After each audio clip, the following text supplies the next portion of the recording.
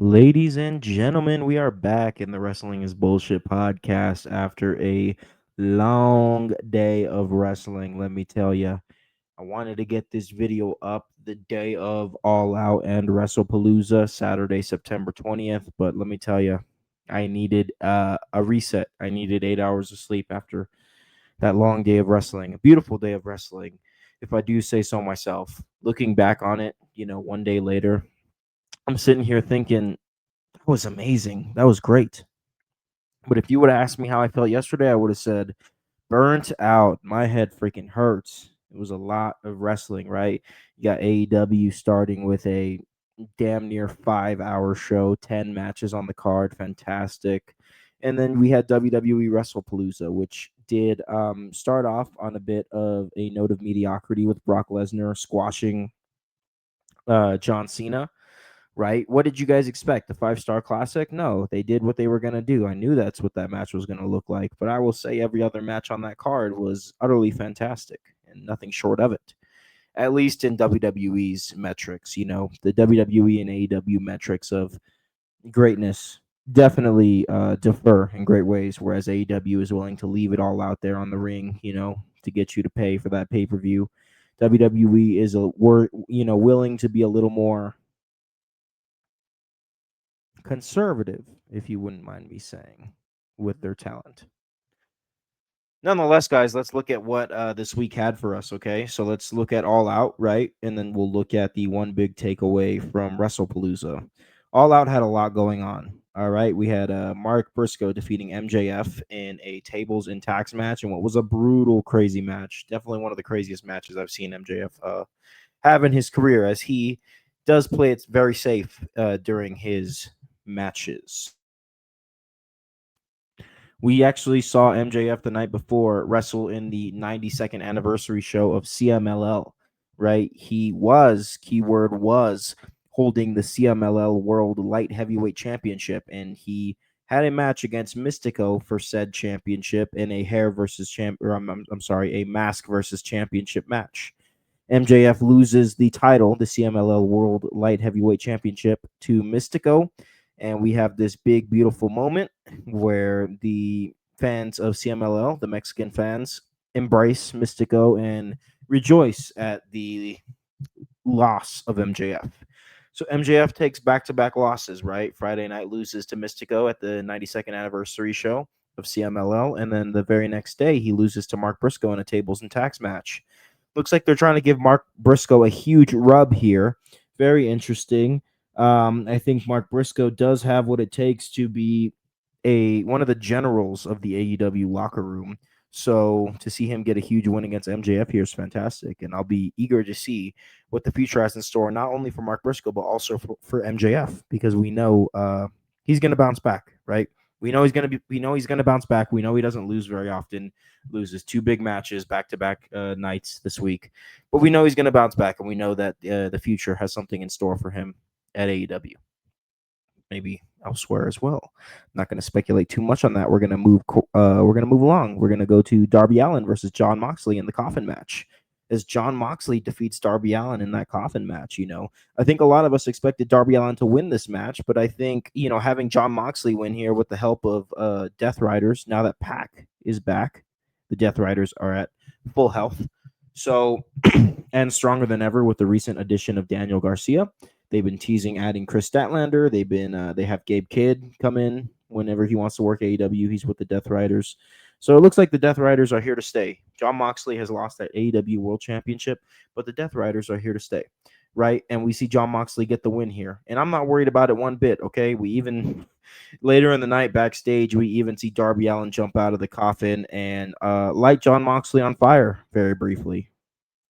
Oh my goodness, man. I turn to my friend and I say, one of them is having people light each other on fire. The other is having what looks like a classroom of children escort John Cena to the ring during his entrance.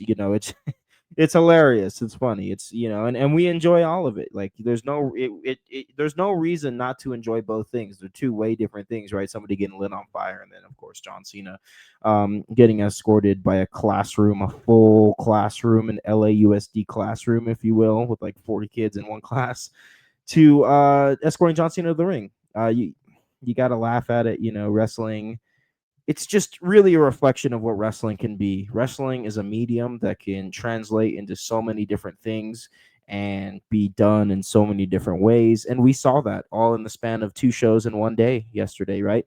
So I do think that to come back around to my point, I do think that we're not done with Darby Allin versus John Moxley. I think we'll get a death match, right? A Texas death match between Darby Allin and John Moxley. And that's where Darby will get his big win. We'll definitely get that by the end of the year. I don't see why, maybe you want to give these guys time to rest after they just had a brutal coffin match. I mean, Darby was bumping like crazy. Maybe you have the lofty goal of making sure that Moxley and Allen lock in a Texas death match before the end of the year and give them time to heal, or you just do it at the very next pay-per-view, whatever the situation calls for. I'm excited to see the next chapter in the saga that has been Darby Allin versus John Moxley. And we did get a tease that Orange Cassidy is coming back. So I'm sure we'll get something with Orange Cassidy and John Moxley after the story with Darby Allin concludes. Okay, so it looks like John Moxley is here to stay in AEW, right? Continue to keep himself as a cornerstone of the product. And I think he's going to do fantastic. I think the Death Riders will do fantastic. I think a lot of fans were upset because the AEW World Championship was locked in a briefcase for a very long time, right? From November last year to July this year. And that is what was bringing down the credit of John Moxley and the Death Riders. But now that the AEW World Championship is elsewhere doing other great things, we can have some fun with John Moxley versus Darby Allin, and then John Moxley versus Orange Cassidy to follow up. Maybe Daniel Garcia revolts against the Death Riders, right? He joined them. Maybe he turns up on them, turns babyface, and then he has a program with John Moxley after Orange Cassidy, early 2026. I could totally see that happening. Maybe John Moxley versus Gabe Kidd becomes a thing eventually. You got so many things you could do with John Moxley for the next couple of years if you play your cards right. And I think that that's fantastic because I didn't enjoy John Moxley being in a role that was designed to bring him a lot of go away heat, right? That's what we were looking at the top half of this year. John Moxley was in a position to where he naturally got a lot of go away heat, meaning his reputation and his legacy was ever so slightly tampered with during his most recent AEW World Championship run. And now we get to see him do his thing. There's nothing holding him back. There are things set in place, and he is, at the very least, even if they don't play their cards perfectly, he's busy for the rest of the year, right? So I think longer. I think a full 12 months, right? Because you got Daniel Garcia, you got Gabe Kidd, you want to turn Claudio against the Death Riders. I don't know. There's a lot that we can do here. You got the Chris Statlander storyline. There's a lot going on with John Moxley. They're definitely setting him up for success now, whereas I don't think they were doing so at the first half of the year. Okay, so let's move on. Okay, we have, of course, the four-way match for the AEW Women's World Championship. Toni Storm defending against Tekla, and Chris Statlander, and I'm drawing a blank. Who was the fourth person in this? Oh, Jamie Hayter. How can I forget good old Jamie Hayter, one of the most underrated women's wrestlers in the world right now, right? So you have this four-way match for the women's title, and we've been seeing a showcase of women's matches over the past couple of weeks on AEW Dynamite, right? We see Toni Storm take on Sky Blue in a Philly street fight last week, and then this past week on AEW Dynamite, we see Tekla take on Queen Aminata in a no holds barred match. I mean, you got to think this AEW women's roster might be the best. I'm sorry to say it. I love WWE a lot. The Women's World Championship hasn't meant anything in 2025. Tiffany Stratton has one solid match against Jade Cargill and gets hurt. Right? She'll be We'll get to the watch list later. I don't think Tiffany Stratton is all that bad. I just think it's more of the AEW women's roster that is that damn good right now. That damn good, right? Shout out to Mercedes Moné and Riho, who had one of my favorite matches of the day yesterday. But nonetheless, during this four-way match for the AEW Women's World Championship, we actually see Chris Statlander Pin Timeless Tony Storm. Take away her title. New AEW Women's World Champion, Chris Statlander. Deserves it, right? She's definitely been putting a lot into the company and not receiving too much back. So for her to get the surprise win and become our new AEW Women's World Champion is excellent. I'm excited to see what they do with Chris Statlander because they can do so much, okay? I'm excited to see where all of this goes. I was not expecting Chris Statlander to win. I knew it was a possibility. Any one of those four women could have won the AEW Women's World Championship, right? The match at least. And we get Chris Statlander, who deserves it the most by far. And it's great to see. I'm excited to see what they do with Chris Statlander, and I hope she lives up to the hype that is now affiliated with her name ever so suddenly. Last but not least, guys, we have the return of Jack Perry, who reunites with Luchasaurus. Okay, Jurassic Express is back. We now have Jungle Boy, Jack Perry, and Luchasaurus back as a tag team in AEW. An AEW original tag team in Jurassic Express is back in that tag team division. That was very exciting to see. Okay, we had an excellent 4-team ladder match for the AEW World Tag Team Championship. That was beyond incredible. I can't even begin to comprehend how good that was. Just so much good wrestling, right? Then you throw in a 4-team ladder match for the tag titles. You have the return of Jack Perry teaming up with Luchasaurus, recreating Jurassic Express once again. That is right where they should be. That is right where Luchasaurus should be. That is right where Jack Perry should be. Jurassic Express. It got a little weird when they turned Jack Perry heel and all the shit happened with CM Punk. We're done with that, okay? They are a tag team again. It's not about one or the other. It's about both of them being a tag team. I am glad that they have their place in AEW in 2025. That the tag division could use them. That's fantastic. If only we can rekindle tag teams that have been lost to the learning curve of All Elite Wrestling, such as Santana and Ortiz. I would love to see Santana and Ortiz back in AEW as a tag team. I know that'll never happen, guys, but let me dream. I'd like to see Penta and Rey Fenix even. I'd like to see what they could do as singles wrestlers in AEW. We saw a bit of it with Rey Fenix, him winning the international title a couple of years ago. I'm dreaming, okay? I think that a lot of tag teams have been done dirty over the past few years, not because AEW meant to do them dirty, not because they had this Machiavellian reason to do them dirty. I just think it was a learning curve, right? AEW is 6 years young as a company, 6 years old as a company. All right, that's a kindergartner, that's a first grader. So we have seen a lot of tag teams, a lot of champions go by the wayside in AEW, but to see one in Jack Perry and Luchasaurus, Jurassic Express, come back together, it's exciting to see what the future holds for them. I think they're going to present them well. I think they're going to make it good fun. I would love to see Jack Perry just jump right back into Jungle Boy, just full-blown babyface, just have good tag team matches, work your way, work, keyword work, right? Don't give it to them, but have them work. And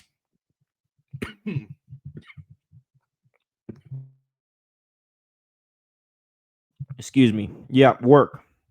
And it'll be all good. So that was good to see. Okay, All Out was a 10-match card. It was a fantastic show. Let's get into WrestlePalooza now.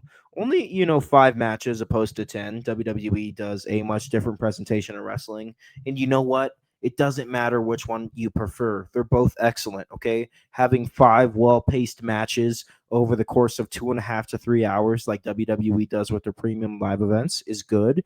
And then having a full-blown cluster F with AEW and their pay-per-views where they have 9-match cards, 10-match cards, and you're lucky to get out of there in 4 hours is a true wrestling fan's dream. Okay, so they're both amazing. I'm not here to argue about who won. I'm sure we'll get into it and talk about it a little bit, but it's not a big deal to me. The big deal to me is that we as wrestling fans are spoiled rotten, right? Getting an AEW pay-per-view during the day and then closing it out with a WWE premium live event, the inaugural premium live event that WWE was running on ESPN. Very interesting, very important, very awesome day. Okay, I don't care who won or lost between the companies. I care that I was thoroughly entertained as a fan, and wrestling is as good as it's ever freaking been. That's what matters to me. Okay. Nonetheless, let's get into WrestlePalooza, the inaugural ESPN premium live event for WWE. Okay. We see one big takeaway here, and that is Stephanie Vaquer, your new women's world champion. I said earlier in this show, excuse me, just a couple minutes ago, that I don't think the women's world championship has been anything in 2025 over there on that Monday Night Raw women's roster for WWE. I think Stephanie Vaquer is the person you put in place to turn this around. Okay. I want to see her defending this title on Monday Night Raw at least every 3 weeks. Okay. At least every 3 weeks. 3 weeks. Workhorse championship reign incoming. I'm very excited for that. Okay. I'm very excited for that. Looks like we're lucky to be fans, guys. AEW All Out was fantastic with their 10-match card. And then WrestlePalooza was also very fun. A lot of people did not like the John Cena versus Brock Lesnar match, but hey, I knew that's what it was going to look like, okay? All the other matches were fantastic. All the other matches were fantastic. Totally fun. Excellent. Okay? This was an amazing show. Both of them were. But hey, man, the community's been talking, and they say they enjoyed AEW All Out more. I haven't seen a single person, not that I've been, going through the corners of the internet or anything. I have not. I've been looking, I've been browsing some comment sections. I'm not going to lie, but it hasn't been a huge initiative for me, right? Because again, I don't give a shit who you think did a better show. They were both amazing shows. Get over it. But it looks like, All Out is going to go down as the winner of this silly little tribalistic battle here. Okay? That doesn't mean WrestlePalooza wasn't good. It was very good.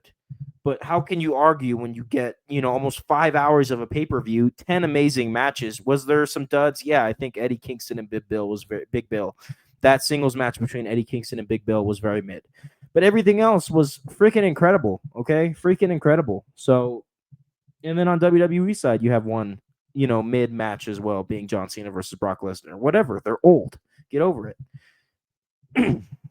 Guys, yeah, if you were to ask me, I would say yes. The AEW card was 10 matches long and 90% of the matches were good, right? That was, in my idea, a better show than WrestlePalooza. But that doesn't mean that I didn't enjoy WrestlePalooza. I did. It was freaking awesome. WrestlePalooza was freaking great. You know what I mean?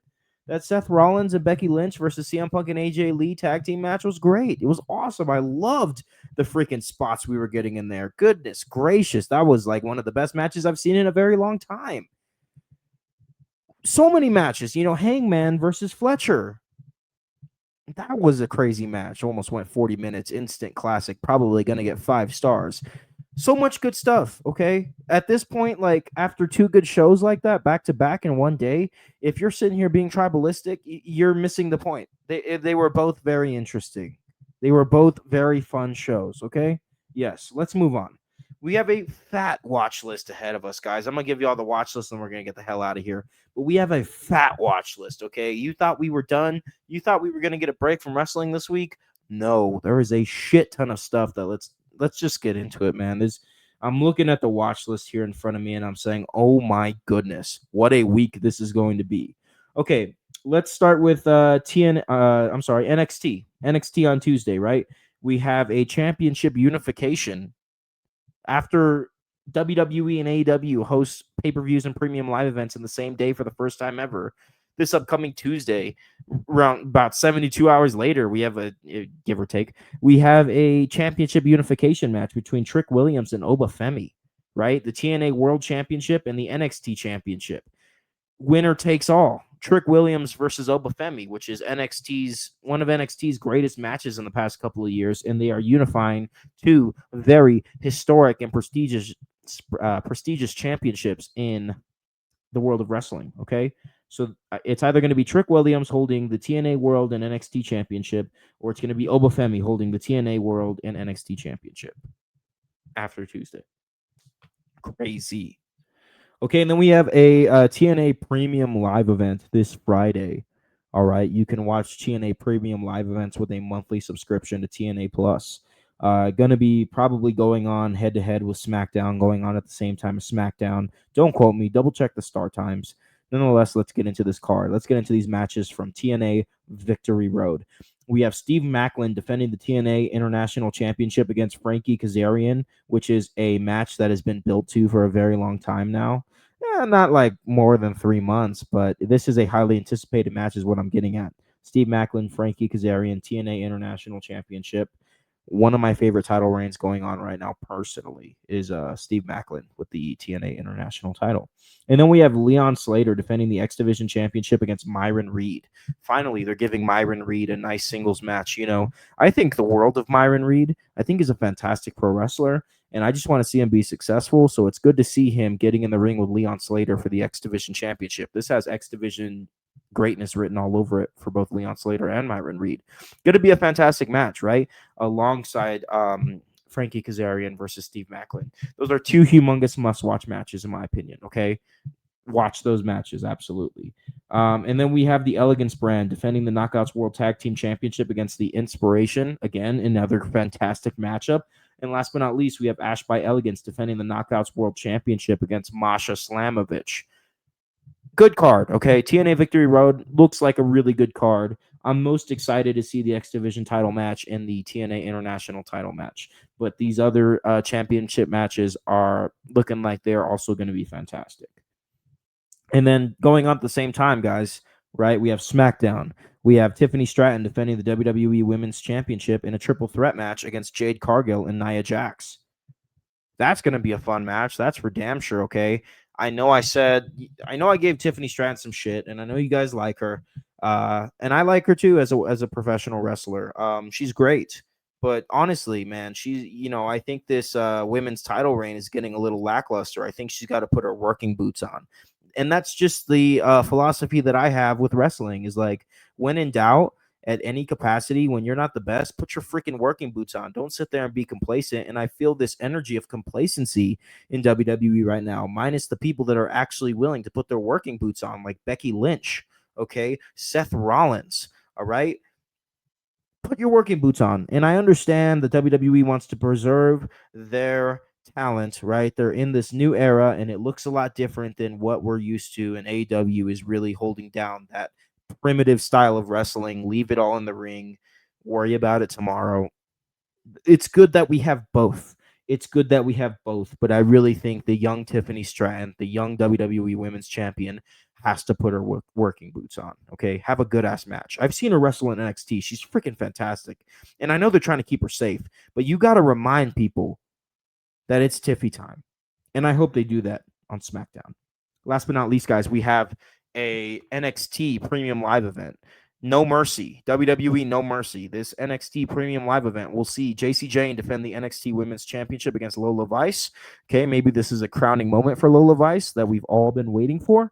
We also see Ethan Page defending the North American Championship against Tavion Heights. Again, this can also be a crowning moment for Tavion Heights, unless they want to go full-blown program and have Tavion Heights and Ethan Page wrestle a couple times, which is very possible and which is very doable, which would be very smart to give Tavion Heights some good reps against Ethan Page before he finally claims that North American Championship by defeating All Ego Ethan Page. Okay, I think we're on the right track here with this North American Championship.